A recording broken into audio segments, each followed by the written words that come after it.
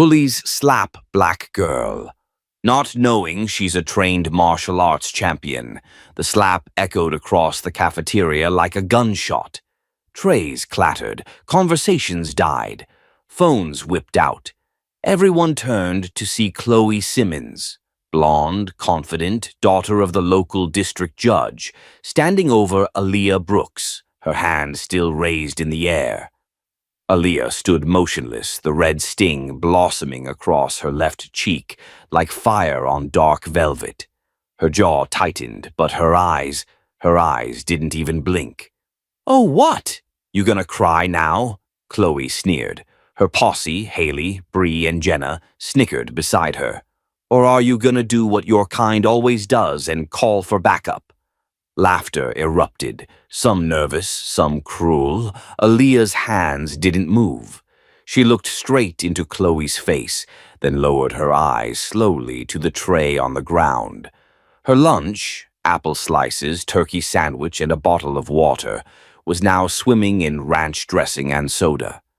She bent down quietly, picked up the bottle, capped it, and dropped it back into her bag. Then she turned and walked away. Whispers followed her out. Did she really just let that happen? Why didn't she fight back? She's so weak. But no one, not a single person in that room, knew that Aaliyah Brooks, the quiet junior who sat in the back of AP History and rarely raised her hand, was a third-degree black belt in Taekwondo, or that she had once broken 3 boards with a single spinning heel kick, or that she had trained since the age of Sim under one of the toughest martial arts instructors in the state, her father. No one knew because Aaliyah made sure they didn't. Not anymore. 2 hours earlier, Aaliyah had stood in front of her bathroom mirror, tying her braids into a tight bun. The scar under her left eye, faint but permanent, was from her first tournament. She had lost that day, bloodied and sobbing. Her mother had whispered, "Control is strength. Don't fight to prove you're right. Fight when there's no other choice." That phrase was carved in her. It's why she said nothing when Chloe and her crew took her assigned seat last week. Why she ignored the accidental spill on her hoodie yesterday. Why she bit her tongue when someone scrawled, "Go back to Africa" on her locker with a Sharpie this morning. But the slap? That was new. After school, Aaliyah sat on the back porch of their modest bungalow in South Bend, Indiana. Her dad, Malik Brooks, was repairing a wooden dummy, its limbs cracked from years of being struck. His hands, large and calloused, moved with precision. "Show me your knuckles," he said without looking. Aaliyah didn't respond. "Laya," he repeated, his voice low but firm. "Your hand." She held it out. It was trembling. He saw the mark on her cheek. "Was it today?" She nodded. "Was it Chloe again?" Another nod. He turned, his eyes narrowing. "You hit her back?" "No." His jaw relaxed slightly. "Why not?" "Because she wants me to." He paused, then gave a short nod of approval. "Smart. But walking away ain't the same as giving up. You know that, right?" "I know." He studied her. "You sure?" Aaliyah hesitated. "I don't know anymore." Malik sat beside her. "You think I trained you all these years just so you could beat people up?" "No." "Then what did I train you for?" "To have control." "To have options," he corrected. "Most people react. You decide." There was a long pause. "I wanted to hit her," Aaliyah whispered. "I wanted to break her jaw." Malik didn't flinch. "I thought about it," she continued. "The angles, her balance, how off-center her weight was. I could have dropped her in 2 moves." "Why didn't you?" "Because if I did, they'd call me violent. A threat. I'd be expelled. Or worse." Malik's lips pressed into a line. "You're not wrong," he said quietly. "But sometimes, baby girl, doing nothing isn't peace. It's permission." The next day, Aaliyah walked into school, her cheek still swollen. Nobody spoke to her. Nobody apologized.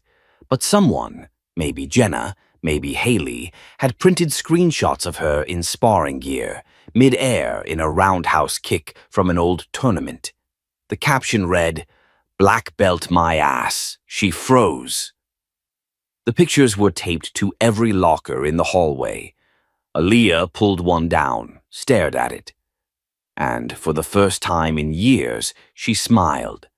In the gym that afternoon, Coach Ryder called her out during PE. "Brooks," he barked, holding a dodgeball. "You gonna join or just keep watching?" She stepped forward. The gym went silent. Coach tossed her the ball. Haley snorted. This should be fun. When the whistle blew, Aaliyah moved like wind. Her first throw knocked down Bry. Second took out Jenna. Third bounced off the wall and struck Haley in the back before she even turned around. Within 60 seconds, Chloe stood alone. Aaliyah held the final ball. The room held its breath. Aaliyah tossed it lightly to Chloe's feet. Didn't even aim. Then walked off the court without a word. That evening, Chloe slammed her bedroom door, red in the face. "She's playing games," she fumed. Jenna looked uneasy. "I don't know, Chloe. That was kind of scary today. She was like a machine." "She's bluffing. All that training, it's old. She's soft now." "Still," Bree muttered, "what if she's not?" Chloe's eyes gleamed. "Then we'll remind her who's in charge." A storm was coming, and this time Aaliyah Brooks wouldn't be the one walking away. The bruise on Aaliyah's cheek had turned a deep violet by morning. She dabbed at it with concealer, but the swelling pushed through like it had something to say.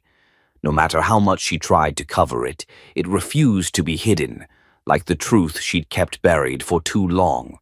At breakfast, her mom, Denise, noticed. She didn't ask what happened. Denise Brooks was a nurse at St. Francis Hospital and a woman who knew when to give space and when to press. This morning, she just poured coffee, slid a plate of eggs and toast across the table, and kissed the top of Aaliyah's head. "Whatever it is," she said softly, "you don't have to carry it alone." Aaliyah nodded, unsure if she wanted her mom to ask more or pray she wouldn't. At school, the tension followed her like a shadow. The hallway quieted when she passed. Kids watched from behind lockers and phones, whispering, speculating. Some seemed curious, others amused. No one came to her defense. Not even Ms. Carter, the English teacher who once praised Aaliyah's essay on identity and justice. The posters with her tournament photo were still up, though someone had scribbled "fraud" across a few of them. Chloe walked by during second period with a smug look and a fresh manicure. "Cute blush," she said loud enough for the class to hear. "Matches your ego." Laughter trickled through the room. Aaliyah didn't flinch, but her knuckles tightened under the desk. She could take it. She always had. But she was starting to wonder if she should. That afternoon, Coach Ryder caught up with her by the lockers. "Brooks," he said, "you got a second?" She nodded. He led her into the weight room where the fluorescent lights flickered like they were tired of the drama too. "You okay?" he asked. "I'm fine." "You sure? 'Cause a few of the teachers are talking. They said something went down yesterday." "Something goes down every day at this school." He sighed. "You're not wrong." She waited. "You ever think about joining the self-defense team? We have a team. We're building one. I've seen you move. I've seen the videos. You're the real deal." Aaliyah tilted her head.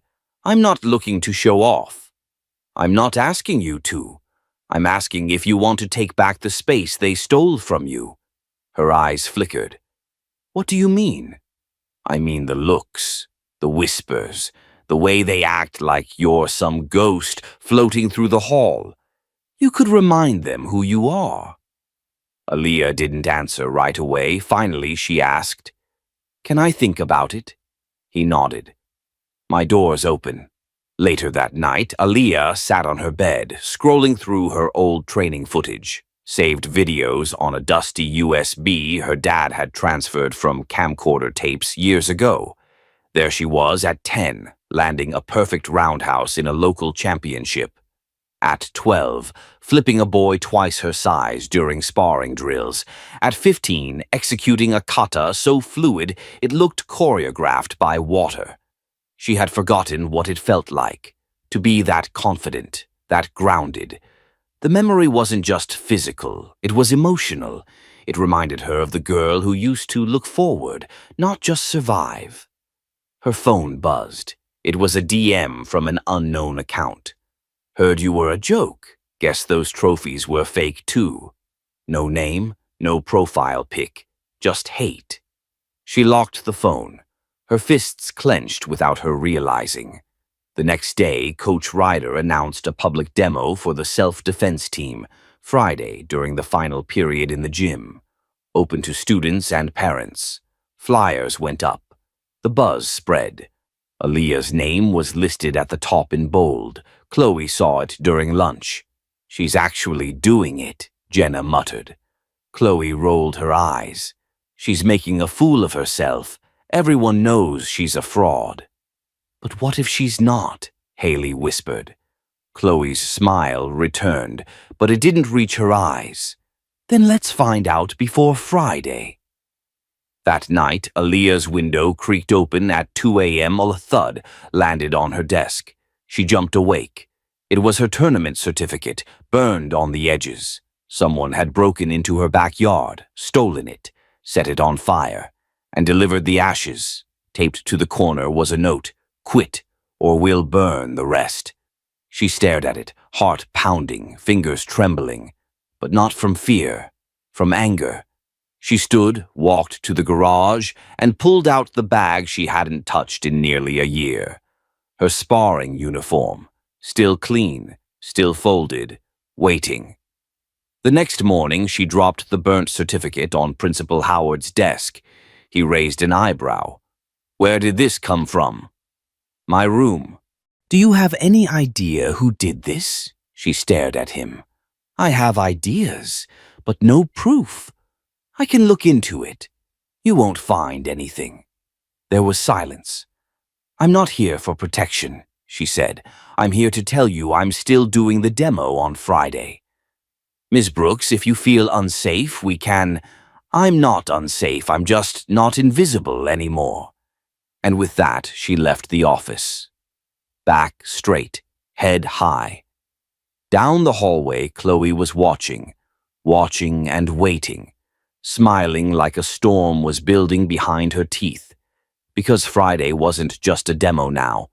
It was a showdown, and only one of them knew how it would end. Friday came fast, too fast. The day everyone had been whispering about was finally here, and the halls at Lincoln High buzzed with anticipation.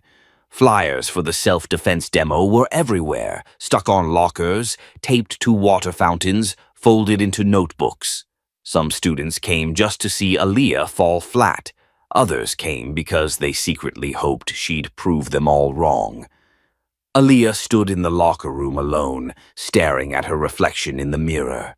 Her uniform fit like it always had, tight at the shoulders, snug around her waist, sleeves rolled just enough to let her hands move free. She tightened her belt slowly, methodically, like she was putting armor on piece by piece. Her eyes weren't afraid. They were focused. She closed her locker, took one deep breath, and stepped out. The gym was packed, bleachers full, phones out, laughter in pockets. Principal Howard sat up front with Coach Ryder. Chloe and her crew were in the center row, all smiles and sarcasm. Coach gave her a quick nod. "Ready?" She nodded once. He walked to the center of the mat, microphone in hand. "Ladies and gentlemen, welcome to our first ever self-defense exhibition. Today we've got a few of Lincoln's finest students here to demonstrate not just physical skill, but mental discipline. The kind of discipline that protects, empowers, and inspires." He paused. "And leading today's demo, Aaliyah Brooks." A wave of murmurs rippled through the crowd. Aaliyah stepped forward, every move calm, deliberate. A few whistles, a few boos. One loud voice yelled, "Let's see if she can actually fight this time." She didn't flinch. Coach gestured for her to begin. The first part of the demo was basic. Blocks, strikes, defense positions. She moved like liquid steel, controlled, precise, balanced. She wasn't flashy, just clean, methodical, but the crowd wasn't impressed yet. They wanted drama. Coach called out, "Partner drills." 3 students stepped forward, volunteers who'd been training with her all week. They simulated grabs, lunges, attacks. She countered with ease, a shoulder toss, a leg sweep, a palm strike that stopped a mock punch midair. Now the crowd was starting to shift. Phones up, cheers rising. But Chloe wasn't impressed. She leaned in toward Jenna and whispered, "This is child's play. Let's give them a real show." Before anyone could stop her, Chloe hopped down from the bleachers and walked straight onto the mat. Coach tried to step forward. "Chloe, this isn't—" "I just want to see if she can defend herself when it's not scripted," Chloe said sweetly. Gasps, phones everywhere. Aaliyah stared at her, calm, still. Coach turned to her. "You don't have to do this." But Aaliyah didn't back down. "It's fine." She stepped forward. They faced off, 2 feet apart. Chloe's voice dropped to a whisper only Aaliyah could hear. "You've been lucky so far, but luck runs out." The moment Coach gave the signal, Chloe lunged. It wasn't play acting. It was full speed, full force, rage disguised as challenge. Aaliyah shifted, sidestepped, redirected the momentum. Chloe stumbled forward, shocked. The crowd gasped. Chloe spun and came again, this time with a wide slap aimed for Aaliyah's jaw. But Aaliyah ducked, spun, and swept Chloe's legs out from under her. In a blur, she stopped just short of pressing her knee into Chloe's chest, holding a flat palm above her throat. A beat of silence. Then, chaos. Applause erupted. Screams. Someone yelled, "That was insane!" Chloe lay stunned, blinking up at the ceiling, breathing heavy. The smugness was gone, replaced by something she'd never had to face before, being outmatched. Publicly. Aaliyah stepped back, extended her hand. Chloe stared at it, didn't take it. Instead, she stood up, red-faced and shaky, and stormed off the mat. Coach grabbed the mic. "That, everyone, is what discipline looks like." The gym exploded again. But Aaliyah didn't smile. She just bowed, then turned and walked back to the locker room, heart pounding. Not from fear or excitement, but release. Finally, she felt seen. Finally, she felt free. Outside the gym, Chloe shoved through the crowd. Jenna followed. "What the hell was that?" "She cheated," Chloe snapped. "She knew what I was going to do. She planned it." "She didn't even touch you." "Exactly, it was a setup." Jenna hesitated. "Maybe she's just better." Chloe spun on her. "Whose side are you on?" Jenna didn't answer, because deep down she knew the truth, and for the first time she wasn't sure Chloe was the one worth following anymore. Back in the locker room, Aaliyah sat on the bench alone, until Coach walked in. He didn't say anything at first, just tossed her a cold bottle of water. "You okay?" he asked. She nodded. "Better than I felt in a long time." "You shut them up today." She gave a faint smile. "Maybe for now." He sat beside her. "You don't have to fight every battle." She looked over. "But some battles need to be fought, out loud, in front of everybody." He nodded slowly. "Then I'd say you won this one." Aaliyah took a sip of water, eyes distant. "Yeah," she said quietly, "but something tells me it's not over yet." Monday morning was unusually quiet. The halls at Lincoln High, normally filled with noise and gossip, buzzed with an uncomfortable tension. People whispered, but this time, not about Aaliyah's defeat or Chloe's social status. This time, they whispered about what they'd seen in the gym on Friday. About a girl who fought with purpose, precision, and calm fury. Some were in awe, some were ashamed of their earlier laughter, and others were angry. Chloe sat in the back row of history class, her arms crossed, eyes hollow. Her phone vibrated endlessly with messages. Some of her usual followers had turned, sending memes about how she got folded like laundry. Others stayed loyal, feeding her ego with, "She got lucky," and "You should have kicked her harder." But nothing they said mattered. What stung the most was the look on people's faces when Aaliyah walked in. That slight nod of respect, that quiet shift in how people made room for her in the hall. It wasn't fear, it was recognition, and Chloe hated it. During lunch, Aaliyah was headed to the library when Principal Howard's voice echoed through the intercom.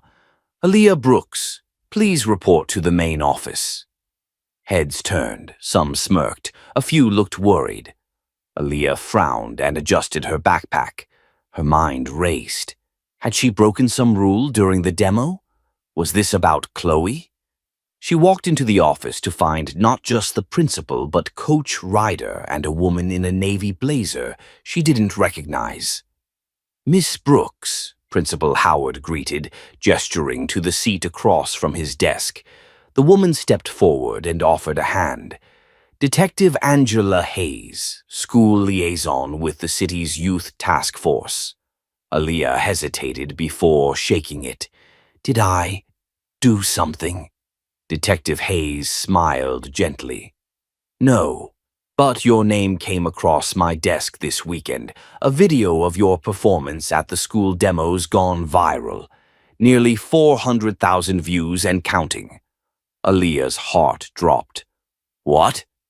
Coach spoke next. "I posted a clip on the school account.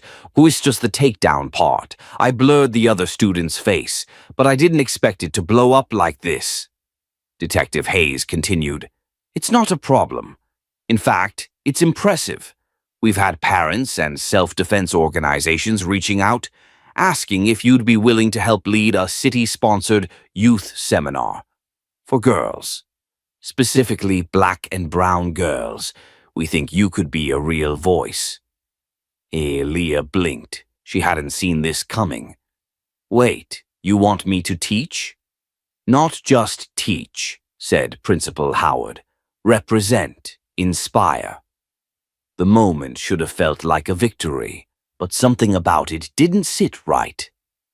"Why now?" she asked slowly. "Why after I got hit in the hallway, after I got mocked in the cafeteria, after teachers watched it happen? Why is everyone interested now that it's trending online?" There was silence. Detective Hayes met her eyes evenly. "That's a fair question." Aaliyah stood. "I'm not here to be your viral girl of the week. I've been this person. You just didn't want to see it before." Principal Howard cleared his throat, clearly uncomfortable. "If you'd rather decline—" "I'll think about it," Aaliyah interrupted, "but not because you asked." She turned and walked out, and as she passed through the hallway, she saw Chloe watching her from across the lockers, her eyes unreadable. Later that day, Aaliyah sat on the back steps of the school building, where hardly anyone went anymore. Her sketchbook rested on her lap, though she hadn't touched it. The wind moved gently through the trees. Her thoughts were loud. She heard footsteps before she saw who it was. "Mind if I sit?" came a voice. It was Jenna. Aaliyah didn't answer, but she didn't say no either. Jenna sat anyway. "I know you probably hate me." Aaliyah looked over. "I don't waste energy on people I don't respect." Jenna flinched a little but nodded. "Fair. I was part of it. I laughed. I stayed quiet." Aaliyah raised an eyebrow. And? And I'm sorry. A beat passed. I think I stayed close to Chloe because it made me feel safe. Powerful even. But now? I don't know. Watching what you did, it made me realize I've never stood up for anything. Not even myself. Aaliyah finally looked at her. So what do you want? Forgiveness? No. Just to say it out loud. They sat in silence for a while. Finally, Aaliyah spoke. Do better. Jenna nodded. I'm trying. Meanwhile, Chloe sat in her room, pacing. She stared at her wall, once filled with ribbons, trophies, framed photos from cheer competitions. But now her inbox was quiet, her texts mostly left on read. And worst of all, her father's voice boomed from downstairs. You embarrass the family, Chloe. You think colleges want to see their top applicants go viral for getting slammed at a school assembly. Her hands clenched into fists. This isn't over, she whispered to herself. She opened her laptop, searched Aaliyah's name, then clicked Send Message. Back at home, Aaliyah sat on her bedroom floor, stretching in silence. Her phone buzzed beside her. Unknown sender. Let's see how tough you really are. Outside school. 7 p.m., empty lot behind the rec center. Come alone. She stared at it for a long time, then stood, tied her hair back, cracked her knuckles. This wasn't about revenge. This was about finishing something that should have never started. The sun was setting over the city, casting a burnt orange glow over the rooftops as Aaliyah walked the cracked sidewalk behind the community rec center. The lot was mostly deserted, save for a few rusting shopping carts and piles of windblown trash. She paused near the chain-link fence and checked the time. 6:58 p.m. No one in sight. She slipped her phone into her hoodie pocket, her body tense but her mind calm. She had no clue what would happen next, but she was ready for anything. Footsteps, then voices. 3 girls stepped out of the shadows near the dumpsters. Chloe, of course, at the front. Behind her, 2 other girls from the cheer team, Megan and Lexi. Both had their phones out, already recording. Aaliyah sighed. So that's what this is? A setup for your TikTok? Chloe's mouth curled into a bitter smile. You humiliated me in front of the entire school. I don't care how good you are at karate or kung fu or whatever. People need to see that you're just another girl with an attitude. Aaliyah took one slow step forward. This doesn't end the way you think it does. Oh, we'll see. Without warning, Megan lunged. Aaliyah sidestepped, hooking her leg to sweep Megan off balance. Megan hit the pavement hard and rolled away, groaning. Lexi hesitated, then charged with a wild swing. Aaliyah ducked, caught Lexi's wrist mid-air, and twisted gently until the girl dropped her phone with a yelp. You should really stop trying to hit people when you've never trained a day in your life, Aaliyah muttered. That left Chloe. She didn't move. Just stood there, breathing heavily, her jaw clenched. I didn't come here to fight you, Aaliyah said, her voice quiet. I came because you clearly needed someone to show you what real strength looks like. Chloe finally stepped forward and slapped her, hard. Aaliyah's head turned slightly from the impact. She didn't flinch, didn't react. She just looked at Chloe like she was sad for her. Chloe's face was flushed with rage. Do something. Come on. Hit me back. Show everyone you're not the saint they think you are. But Aaliyah didn't move. Why would I? You want me to be the villain. I won't give you that. That's when a voice called out from behind the fence. Step away from her. Now. Flashlights. The sound of boots crunching gravel. Officer Michelle Traynor, the community liaison officer, pushed open the fence with 2 other patrol officers behind her. She looked livid. Chloe stepped back, stammering. This isn't what it looks like. Really? Because it looks like 3 students lured someone into an alley and tried to jump her on camera. Megan and Lexi scrambled to hide their phones. It was too late. Officer Trainer turned to Aaliyah. "You okay?" "I'm fine. I didn't throw a punch." The officer nodded. "I can see that." As Chloe and the others were pulled aside for questioning, Aaliyah watched silently, her heart heavy but not broken. This wasn't justice. It was damage control. But it was something. An hour later, after statements had been given and calls made to parents, Aaliyah sat in the back of her mom's car. The city lights blurred past her window as the car rolled down the avenue. Her mom gripped the steering wheel tightly. "Why didn't you tell me?" "I didn't want you to worry." "I'm your mother, Aaliyah. Worrying is part of the deal." They drove in silence for a few blocks before her mom added, "I'm proud of you." Aaliyah looked over. "I'm serious," her mom said. "You kept your cool. You held your ground. You didn't let them turn you into what they wanted." Aaliyah swallowed a lump in her throat. "It's not over. Chloe's not done." "No," her mom said, "but she's losing control. You're just getting started." The next morning at school, Chloe wasn't at her locker, wasn't in class. By lunch, a rumor spread like wildfire. Chloe had been suspended for 3 weeks for orchestrating the ambush. Megan and Lexi too. But, more surprising, a video surfaced. Not the blurry fight footage Megan tried to post. This one showed the entire altercation, from the fence, filmed by a local high school freshman who happened to be skating nearby.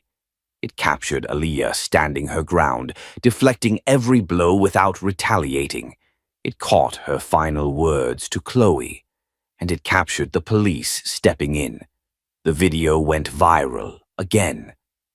But this time, the comments were different. "Who is this girl? She's a role model.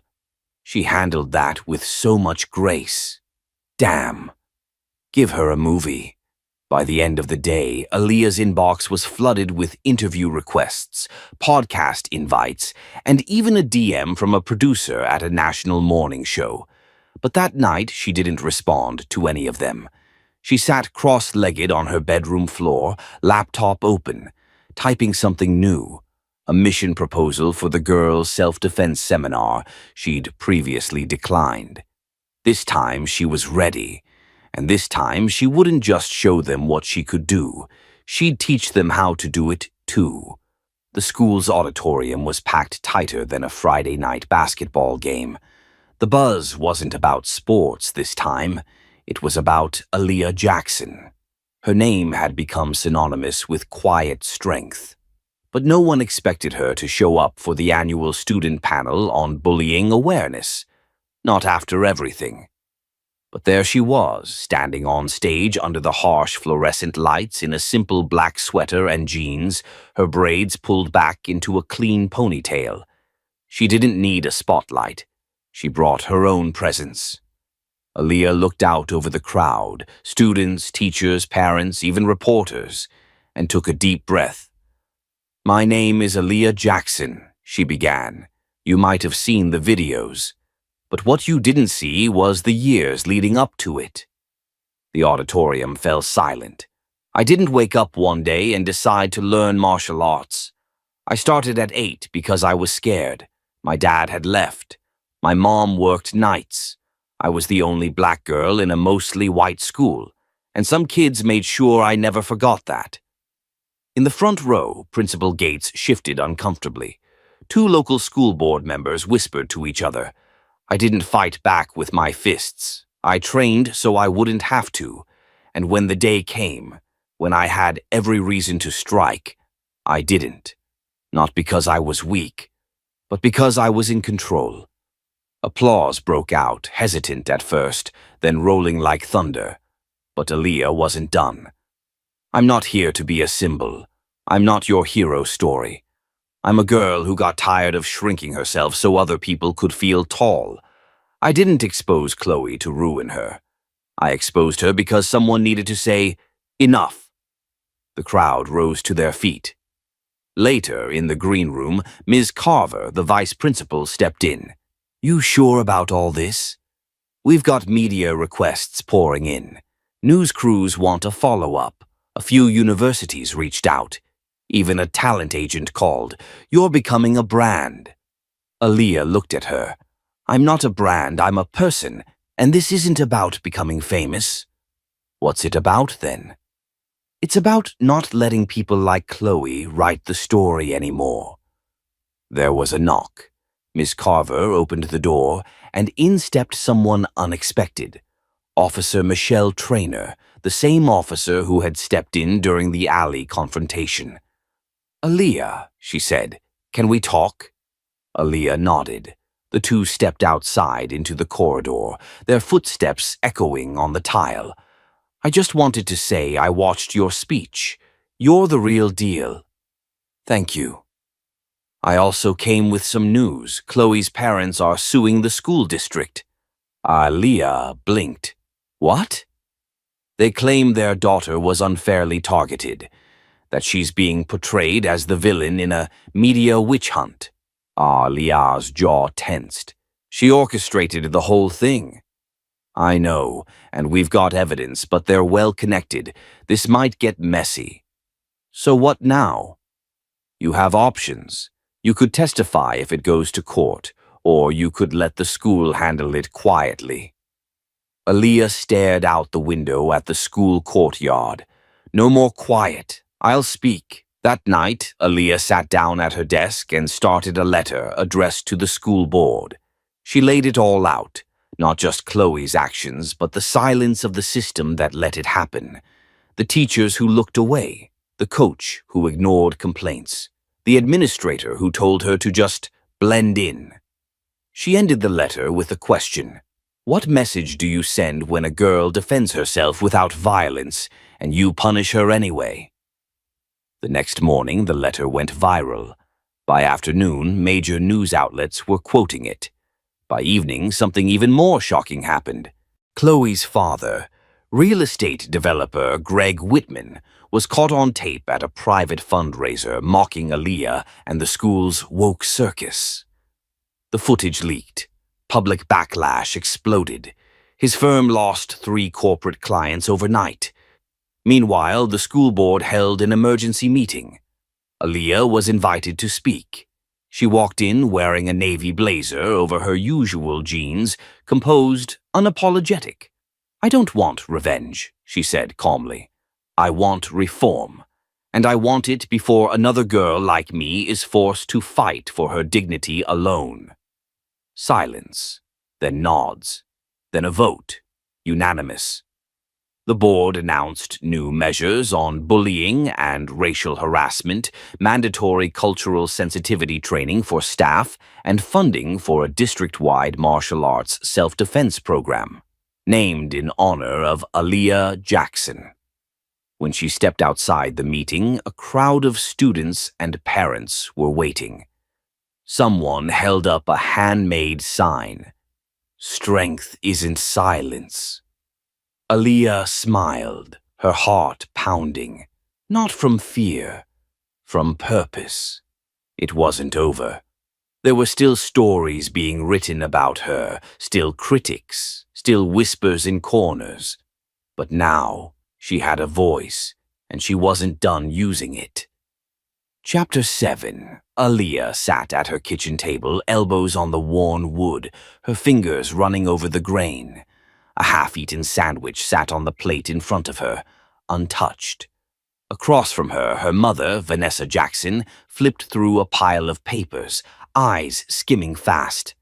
They're calling it a countersuit, Vanessa said.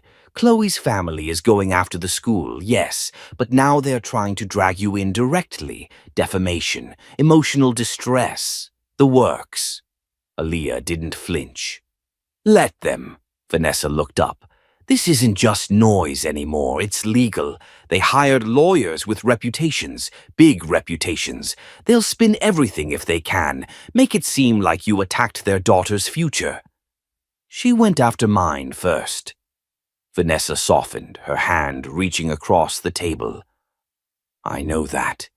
But the world doesn't always side with the truth, especially not when that truth is coming from a black teenage girl who fought back.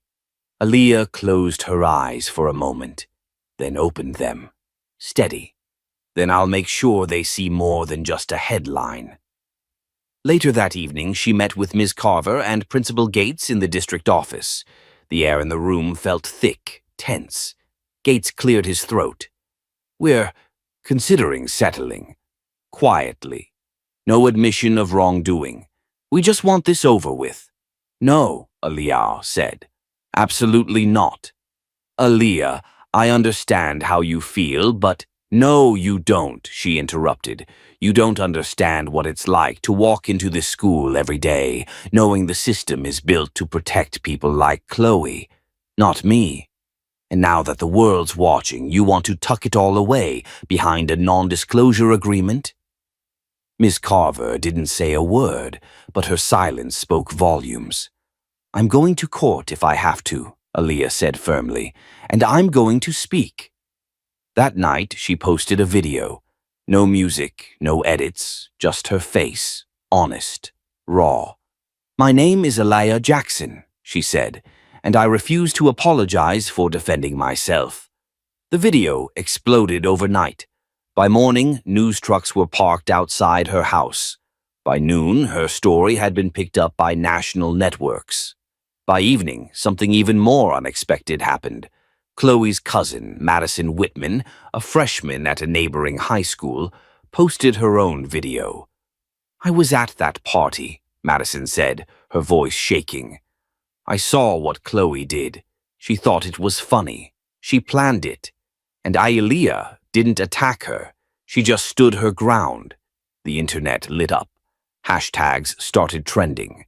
We stand with Aaliyah. Her silence is not strength. Justice. For Jackson, Chloe's legal team scrambled to respond. They issued a statement denying Madison's claims and called her an emotionally confused minor. But the damage had been done. Public opinion had turned. And just as things seemed to hit a boiling point, another twist dropped.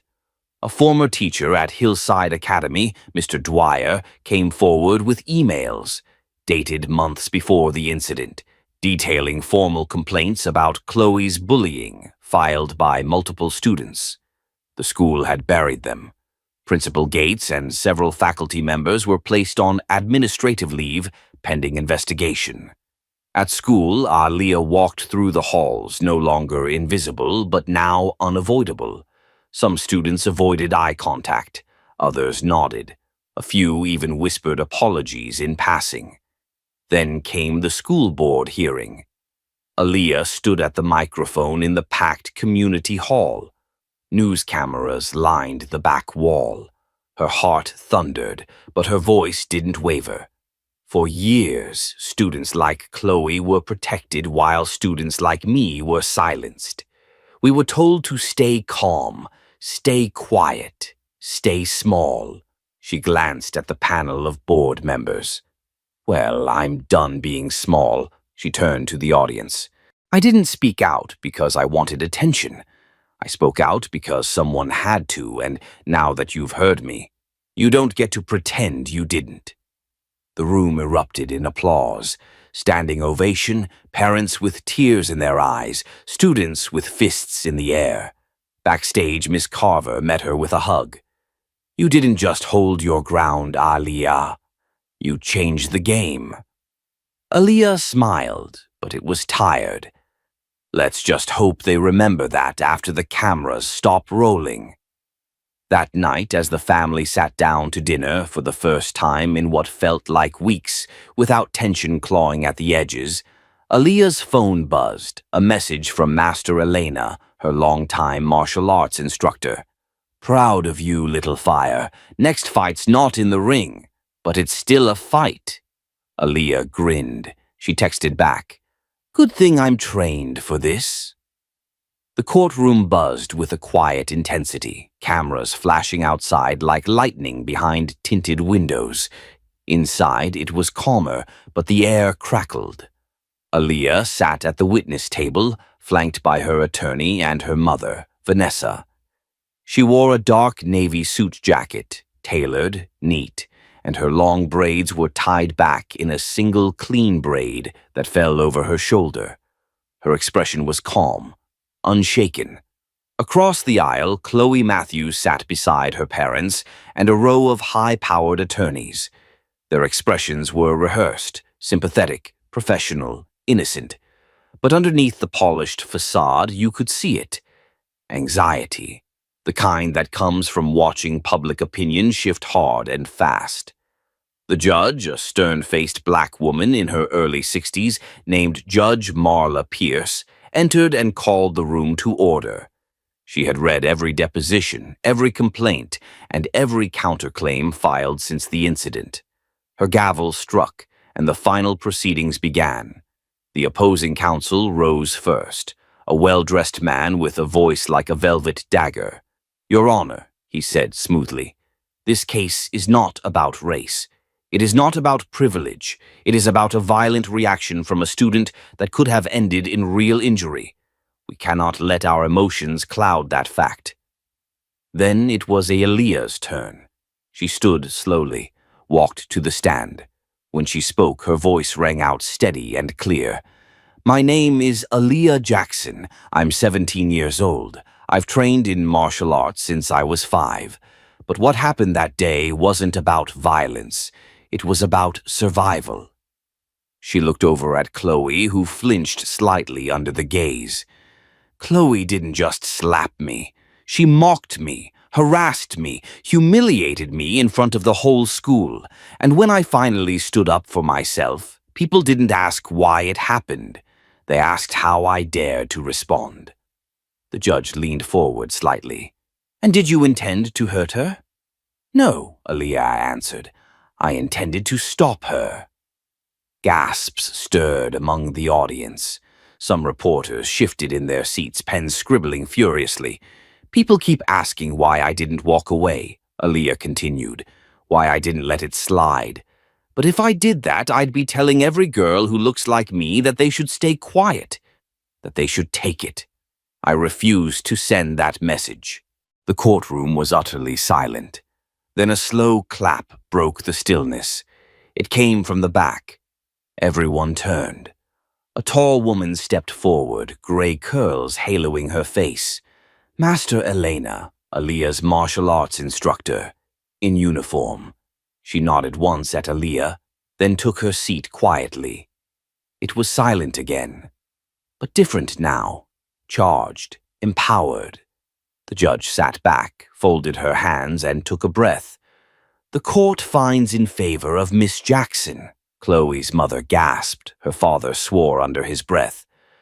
Chloe's lawyer dropped his pen, but the most dramatic reaction came from Chloe herself, who stood up, trembling with disbelief, and stammered, "But she attacked me. You can't let her—" Judge Pierce cut her off. "Sit down, Ms. Matthews. What happened to you was the consequence of years of unchecked entitlement. This court does not protect bullies." And with that, the gavel fell. Outside, the media swarm erupted. Aaliyah and her mother stepped through the courthouse doors into a flood of lights and microphones. She didn't say anything at first, just took a breath. Then, turning to the cameras, she spoke. "I didn't win today because I'm a fighter. I won because I told the truth and because people listened." "Would you do it again?" one reporter asked. Aaliyah smiled softly. "In a heartbeat." Reporters kept yelling questions, but her phone buzzed in her pocket. A text, unknown number. "You don't know me, but my daughter watches everything you do, and today you showed her what strength really looks like. Thank you." She paused, took it in. Later that night, at home, the living room was quiet. Her little brother fell asleep curled next to her on the couch, still wearing his Team Aaliyah shirt. Vanessa brought over 2 mugs of cocoa. "You did something big today," her mom said, settling beside her. "I didn't plan to," Aaliyah replied. "I just couldn't take it anymore." "That's what makes it brave." They sat in silence a moment. On the coffee table, her phone lit up again. More messages, more gratitude, more people saying they'd felt what she'd gone through, that they'd finally seen someone stand up the way they wished they could. It wasn't just about her anymore. It was bigger than a slap, bigger than a school. It was a story, a spark, the beginning of a new kind of conversation.